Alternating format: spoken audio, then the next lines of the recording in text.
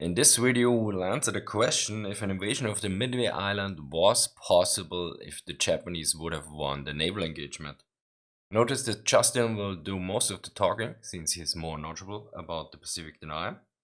And the question exactly was as follows. Do you think the Japanese could have successfully taken Midway Island? Most people I talk to think it would have been a given, but I disagree. I disagree as well. And here I'm kind of in line with the views of Parshall and Tully, who they're the authors of Shattered Sword, and they actually have a brief but very illuminating appendix. It's about 3 pages long, where they explain all of the issues the Japanese would have had in trying to take Midway Atoll. So yeah, the really older historiography, it was just kind of like, okay, if they won the naval battle, then they get Midway, and there was kind of no critical analysis of the actual amphibious part of the operation, which Parshall and Tully point out is almost as much of a dumpster fire as the naval side of the operations planning. The Japanese, they didn't really have any kind of coherent doctrine for attacking a contested beach, for starters. That wasn't unusual for the time, but obviously, I mean, Midway had been reinforced and armed to the teeth. In fact, the Japanese were actually outnumbered by the defenders, Okay, that's which a is very already a bad huge problem. situation. Even a regular like a land battle, but in an amphibious invasion, it's basically Yes. suicide pact. And never mind, Midway actually had a lot of the same problems that the Americans would later face at the infamous landing on Tarawa, where they would have had to, the Japanese would have had to discharge their troops like something like 200 yards or more from the shore, and they'd have to wade to shore because of all these raised reefs.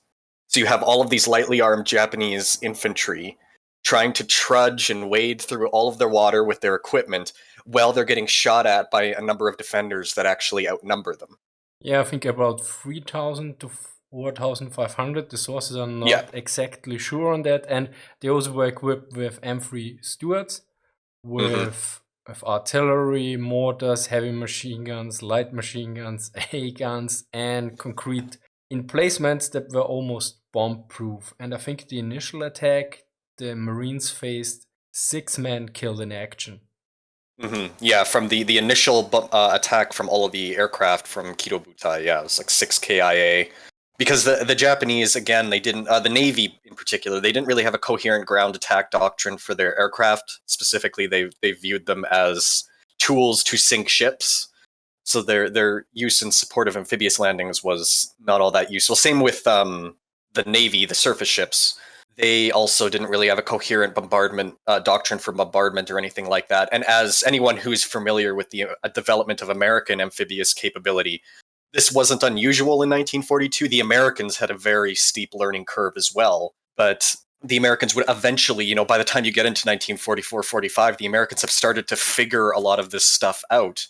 But to just kind of then assume that the Japanese would have been able to accomplish the same feats way back in 1942 is not really correct. It's very mistaken, to be honest. Yeah, especially since the U.S. Navy showed up with battleships, as far as I know, for naval Mm-hmm. bombardments, and the Japanese basically here had mostly cruisers. So there's also quite a difference in firepower.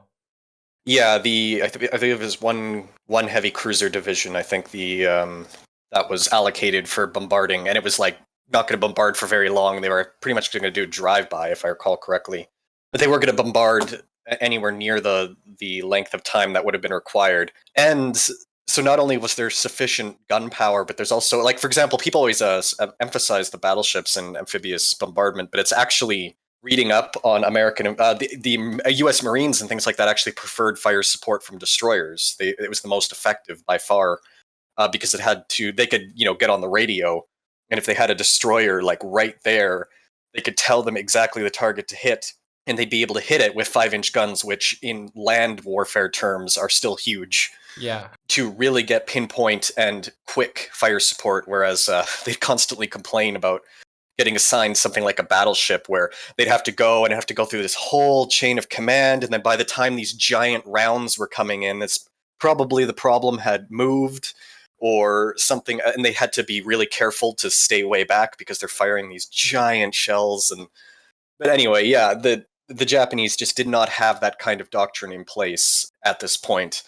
So yeah, the whole them being able to take the island, like I can't rule it out, but it's pretty Very weighted in unlikely. favor of the Americans. Yeah, as if to the one of the units allocated to try and take the Midway was actually Ichiki's detachment, and anyone who's familiar with Guadalcanal campaign will immediately recognize that's the detachment that was rather infamous for being completely annihilated in the Battle of Alligator Creek by the U.S. Marines. That's the one that was. It's even depicted in the Pacific, the miniseries, where they just cut it to ribbons, and the entire thing was annihilated. And that's far less dug-in Marines And far that had less far fewer firepower. numbers defending the far side of a creek, not an island. Yeah. And also the thing which you said with direct fire support, the Japanese were lacking radios at that point. Parshall and Tully Yeah. explicitly note that the landing ships had no radio contact to the ships, so that they could direct fire support or something else, and usually infantry has less radio. So basically, every odds were against them.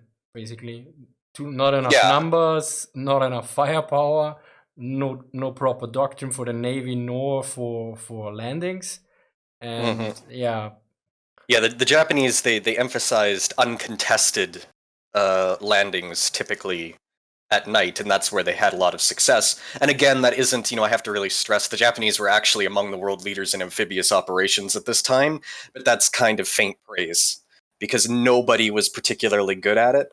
Nobody had really developed extremely effective means of attacking actual contested landings. The Americans were probably at the forefront of that, but then when you look at the American landings on Guadalcanal, if they'd been any opposition to those landings, the Americans would have been cut to ribbons because it was just embarrassing. Like, it was just a crapshoot. Nobody knew what they were doing. They were unloading the wrong types of supplies. There was just chaos everywhere because the Americans also had to learn in 1942. And to expect, the Japanese to be able to do a better job is, not going to happen.